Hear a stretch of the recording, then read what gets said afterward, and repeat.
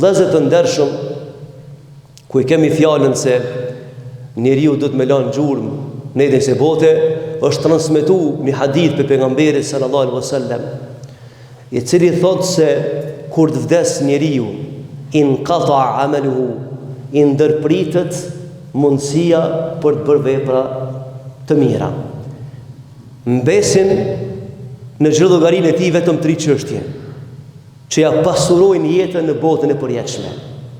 E furnizojnë me dhunti në peshorën ku është atje. E para thot, ai si vdes mos ka mundësi me punu fakt. Dhe jeni dëshmitar vëllezër. Pa dash me çu temën ka pesimizmi, që me dëshpëru njerin.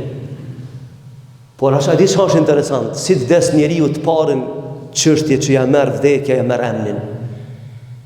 Mos e thirrin emën. Po I thojnë kufoma ose gjenazja. Të parën mundësi që vdekja e merr njerit, mos në thot une, po dikush thot për të ai. Ta ndërpret gjithçka.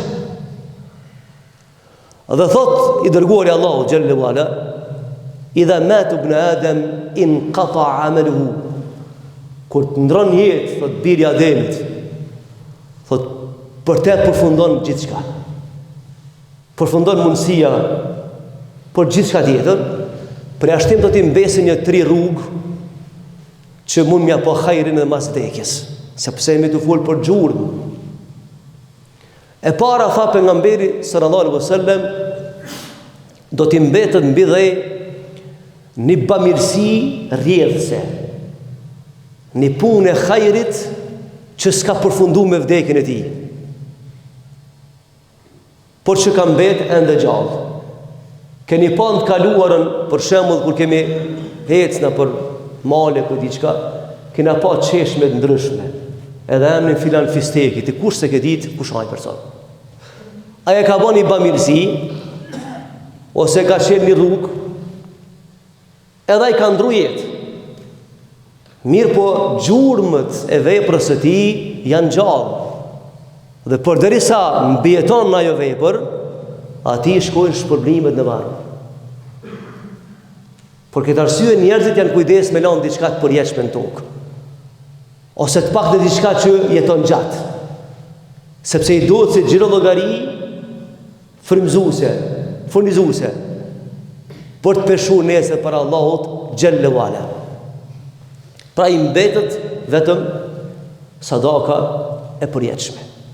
E sadaka përjetshme është, bamirësia përjetshme është e lloje ndryshme, mund me kanë shkollë, mund me kanë xhami, mund me kanë urë, mund me kanë punar, mund me kanë kujt diçka, sepse vëllezër të ndershëm ku kemi fjalën këtu, e dini se në historitë të Islamit sa njerëz para 1300 vite, ti 100 vjet mas vdekjes pejgamberit.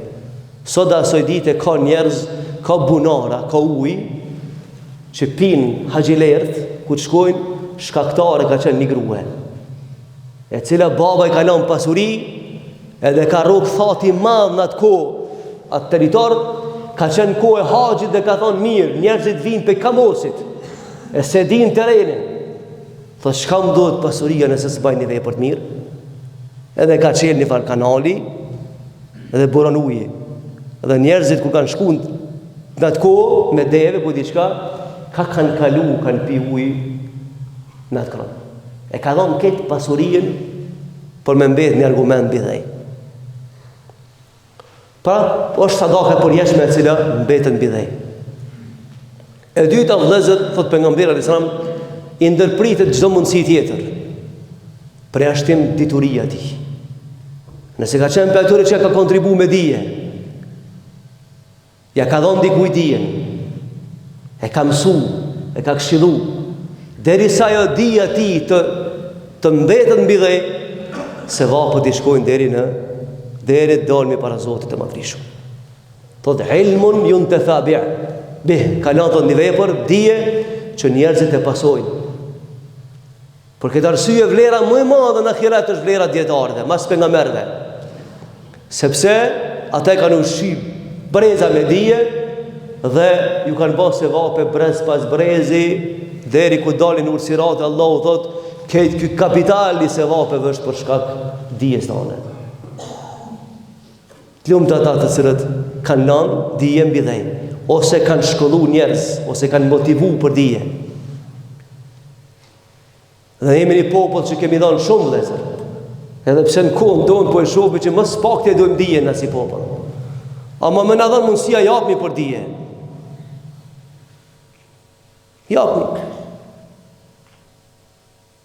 Edhe pse dija nuk është vetëm me dasht, po ata duhet me përvetësu, me arrit dhe me artikulu në jetën e përditshme.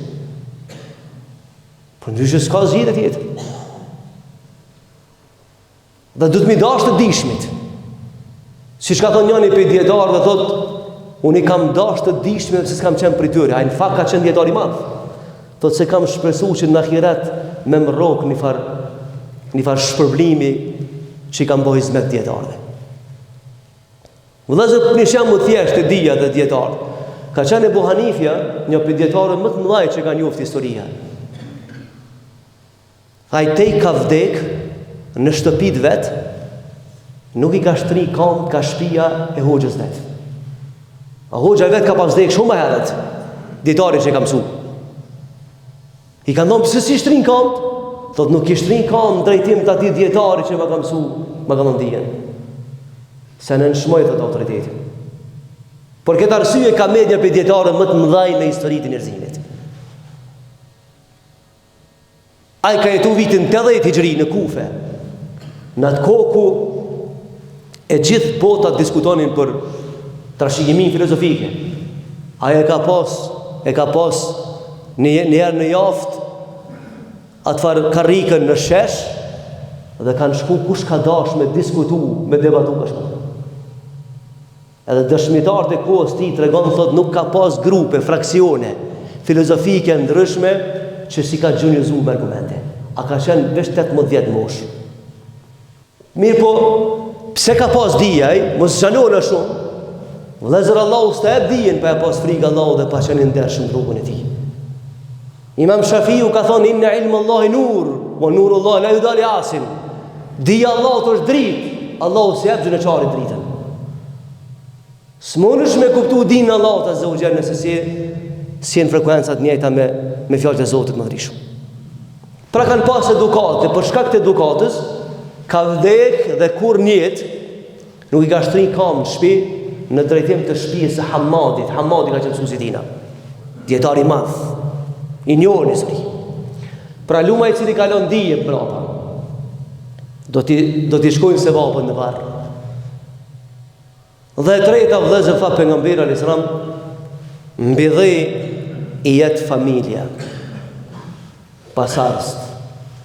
Nëse i ka të halalit, çdo vepër të mirë që e bajnë, Zoti madhërisht mi shpërblen prindët e tij në varr, duke mos ia pakuar se vapët tyre që i bajnë.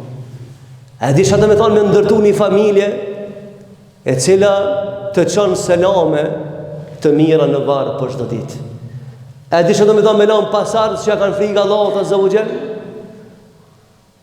Edhe ti mund nderu me ta në varr dhe nesër më u taku në ahiret dhe më babanuar xhenetit me ta. Kjo është pasuria më e madhe që mund ta lënë njeriu mbi dhej. Që le di kanë mrapa që në rrugën e Allahut azza wa jall. Edhe flet për Zotin e Madhrishëm. Lutet për prind, bën veprat e mira për prind.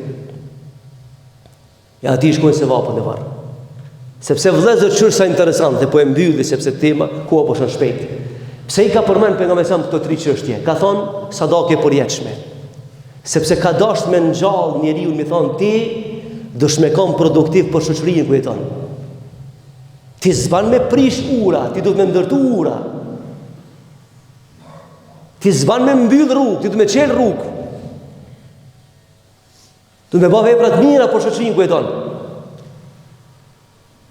Dhe e dyta do dijen me përkrah, sepse ato që përkrojnë dijen nuk janë të këqij për familjen dhe për shoqërinë. Ata që se përkrojnë dijen, ata janë të rrezikshëm. Ata shkatrojnë gjithçka. Edhe pse vëllezër jemi dëshmitar në se të bëjmë në punë të hajrit,